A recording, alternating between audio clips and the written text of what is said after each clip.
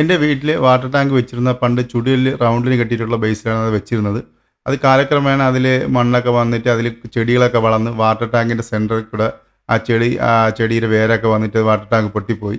അപ്പോൾ അത് മാറ്റിയിട്ട് നമ്മൾ ഇന്നൊരു ബേസൊക്കെ ഉണ്ടാക്കി, സ്റ്റീലിൻ്റെ ഒരു ബേസൊക്കെ ഉണ്ടാക്കി സൺസൈഡ് വെച്ചിട്ട് വാട്ടർ ടാങ്ക് എങ്ങനെ ഫിറ്റ് ചെയ്യാന്നുള്ള വീഡിയോ ചെയ്യുന്നത്.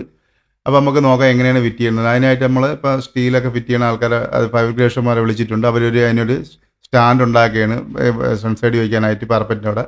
അപ്പോൾ സ്റ്റാൻഡ് ഉണ്ടാക്കിയതിന് ശേഷം നമ്മളത് സൺസൈഡിൻ്റെ മേലെ ഈ കാണണക്ക് നമ്മൾ വെച്ച് ഫിറ്റ് ചെയ്തിട്ട് 4 സൈഡും വെൽഡ് ചെയ്ത് പിടിപ്പിക്കും. എന്ന് വെച്ച് കഴിഞ്ഞാൽ കാറ്റടിച്ച് വാട്ടർ ടാങ്ക് മറിയാതെയും ആൾക്കാരൊക്കെ ക്ലീൻ ആക്കുന്ന സമയത്ത് വീടായിരിക്കാൻ വേണ്ടി ചെയ്യുന്നതാണ്.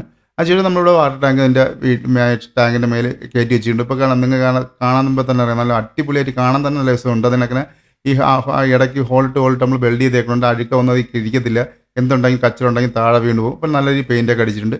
അതിനുശേഷം പണ്ട് ഞാൻ 1 ഇഞ്ചിൻ്റെ പൈപ്പായിട്ട് ഇടുന്നത് അത് ഞാൻ മാറ്റി ഇനി 1.5 ഇഞ്ചിൻ്റെ പൈപ്പ് ആക്കുകയാണ്. അതിന് വേണ്ടി നമ്മൾ ഡ്രിൽ ചെയ്ത് സൺസൈഡ് പൊട്ടിച്ചിട്ടുണ്ട്. അതിനുശേഷം ഈ 1 ഇഞ്ചിൻ്റെ പൈപ്പ് മാറ്റി നമ്മൾ 1.5 ഇഞ്ചിൻ്റെ പൈപ്പ് ആക്കുകയാണ്. 1.5 ഇഞ്ചിൻ്റെ പൈപ്പ് ആക്കിയപ്പോൾ കുറച്ചുകൂടെ പ്രഷർ നമുക്ക് വെള്ളത്തിന് കിട്ടും. അതിന് വേണ്ടിയാണ് ഞാൻ 1 ഇഞ്ചിൻ്റെ പൈപ്പ് മാറ്റി 1.5 ഇഞ്ച് പൈപ്പ് ആക്കുന്നത്.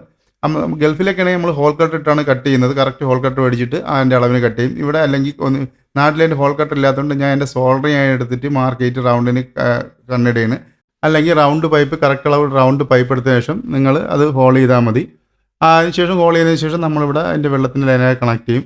അതിനൊക്കെ എൻ്റെ വീട്ടിൻ്റെ മേൽ സൈഡ് വെയിലടിച്ചിട്ട് ആ പ്ലാസ്റ്റിക്കിനൊക്കെ മൊത്തം ഇളകിപ്പോയി. അപ്പോൾ നമ്മളിത് മൊത്തം തട്ടിലാക്കിയിട്ട് മേലെ വാട്ടർ പ്രൂഫ് ചെയ്യാൻ പോവുകയാണ്. നിങ്ങൾക്കിവിടെ കാണാൻ നമ്മളെ പണിയെല്ലാം ഫൈനലി കഴിഞ്ഞിട്ടുണ്ട്. അതങ്ങനെ 1.5 ഇഞ്ചിൻ്റെ പൈപ്പ് നമ്മൾ താഴെ അതിനൊക്കെ സോൾഡറിങ് ചെയ്യാൻ ഹോൾ ഇട്ടതിന് ശേഷം 1.5 ഇഞ്ചിൻ്റെ പൈപ്പ് നമ്മളവിടെ കണക്റ്റിൽ ഫിറ്റ് ചെയ്തിട്ടുണ്ട്.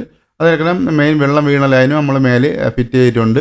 ഇനി നമുക്കിതിൽ വേരും കാര്യങ്ങളൊന്നും വരത്തില്ല. നമുക്ക് ഉണ്ടെങ്കിൽ തന്നെ നമുക്ക് അടിഭാഗമൊക്കെ നമുക്ക് കാണാൻ പറ്റും. അപ്പോൾ നമുക്ക് ക്ലീനാക്കി എടുക്കാൻ പറ്റും. അതായത് ടാങ്കൊക്കെ ഈസിയായിട്ട് മേലെ കയറിയെന്ന് നമുക്ക് അത് ക്ലീനാക്കി മാറ്റാൻ പറ്റും. അപ്പോൾ ഞാൻ ഈ ടാങ്ക് മേടിച്ച് എവിടെയെന്ന് വെച്ച് കഴിഞ്ഞാൽ നമ്മൾ കാരേറ്റിൽ കല്ലറോട്ട് പോണ വഴിക്ക്, അതായത് കാരറ്റ് ജംഗ്ഷനിൽ നിന്ന് നേരെ കല്ലറോട്ട് പോകുമ്പോൾ അതിൻ്റെ ഓപ്പോസിറ്റ് സൈഡ് ക്രിസ്തുദാസ് എന്ന് പറഞ്ഞ ഒരു പ്ലംബിങ്ങിൻ്റെ ഇലക്ട്രിക്കിൻ്റെ സാധനം കൊടുക്കുന്ന കടയുണ്ട്. അവിടെ നിന്നാണ് ഞാൻ ഈ ടാങ്ക് മേടിച്ചിരിക്കുന്നത്. അപ്പോൾ ആദ്യം നമ്മൾ വീട്ടിൽ വെച്ചിരുന്ന ടാങ്ക് എന്ന് വെച്ച് കഴിഞ്ഞാൽ 500 ലിറ്ററിൻ്റെ ടാങ്കായിരുന്നു. ഇപ്പോൾ അത് നമ്മൾ മാറ്റിയിട്ട് 750 കുറച്ചുകൂടെ വലുത് 750 ടാങ്കാണ് മേടിച്ച് വെച്ചേക്കുന്നത്. 7,000 രൂപ സംതിങ് ആയി നമ്മളെ ടാങ്കിൻ്റെ പ്രൈസ്. ടാങ്കിൻ്റെ കമ്പനി നാഷണൽ അത് 3 ലെയർ ടാങ്കാണ്. 3 ലെയറുള്ള ടാങ്കാണ് നമ്മൾ മേടിച്ച് വിറ്റിരിക്കുന്നത്.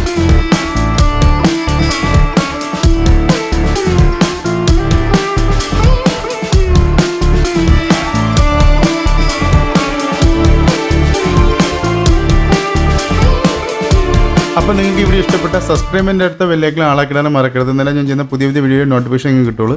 നിങ്ങൾ ലൈക്ക് തന്നെ കാണുക. നിങ്ങൾ ലൈക്കും ഷെയറും കമൻറ്റാണ് നമുക്ക് അടുത്തടുത്ത വീഡിയോ ചെയ്യാനുള്ള പ്രചോദനം. അപ്പോൾ നല്ലൊരു വർക്കുമായിട്ട് നമുക്ക് വീണ്ടും അടുത്ത വീഡിയോ കാണാം.